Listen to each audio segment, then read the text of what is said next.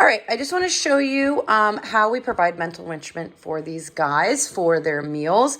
We're working with Kong specifically. Today I have one dog eating out of a maize bowl, and I'll show you that, and why we chose a maize bowl for her. So this dog is eating kibble. Everybody's eating something a little bit differently, right? So Zoe's got kibble.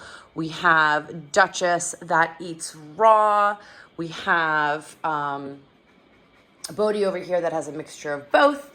And then we have special little Mildred, and she's going to eat out of a maize bowl. So what I do, first of all, people ask, how many Kongs does your dog get? And it really depends on what size you're providing and how much food they get. So Zoe gets 2 cups a day, and this is how many Kongs that fills, okay? And all I've done for her since she's a beginner is I've just taken the dry food and put it in there, okay?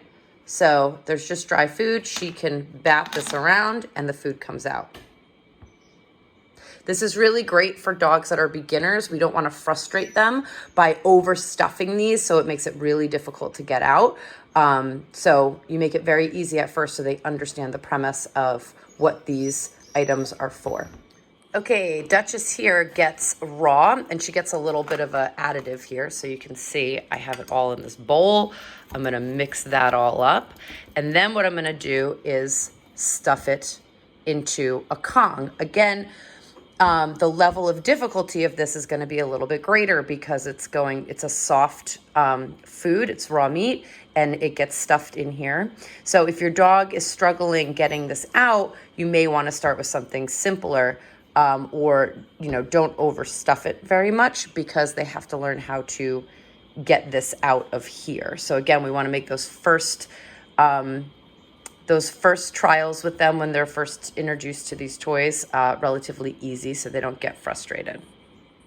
Okay, so we stuffed Duchess's meal in this many Kongs because that is how many I needed to fill to get all of her meal in there. Again, they're not overstuffed because as dogs try to lick this out, they're obviously going to be pushing it more and more towards the end, so it can make the food a little bit more dense and difficult to get out. So fill them.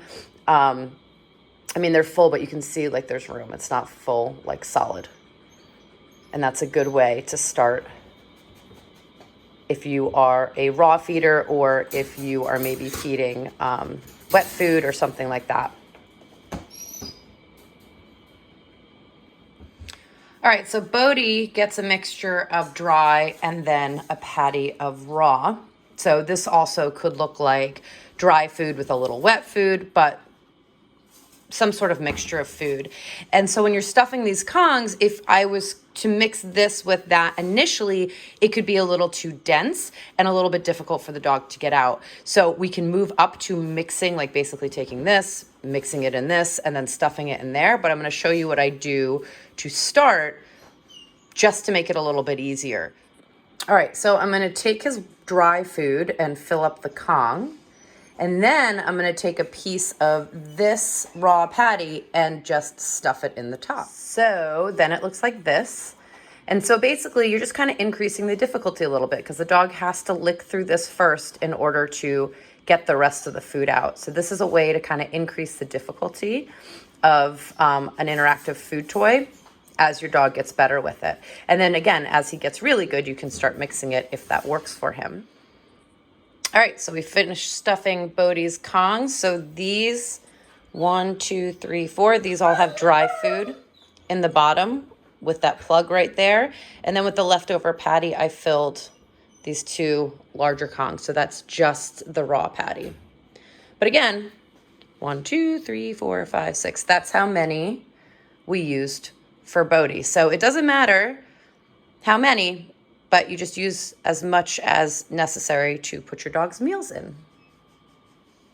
All right, so Mildred here, she's more of our little nervous Nelly. She is not so food motivated, and if you make something difficult for a dog with this type of personality, they might give up, right? They might not go and really try to explore options to get the food out of the toy that you give them.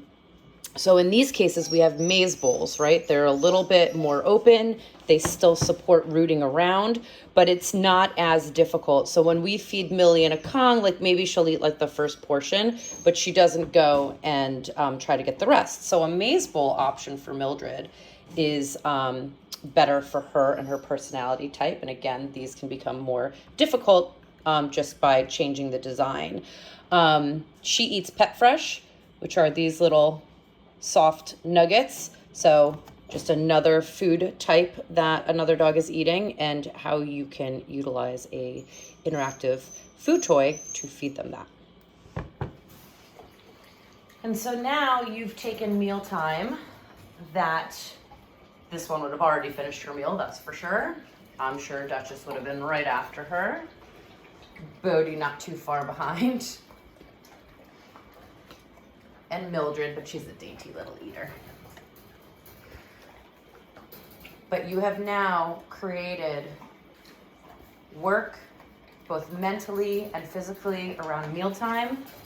You're able to expend more energy and also fulfill your dog's needs biologically, because they are foraging, scavenging, rooting around to get their meals, which is what they would have normally done if left to their own devices. And we've turned mealtime from a quick minute, if that, right? Most of our dogs get this stuff in their bellies in under a minute, to something that is going to last much longer.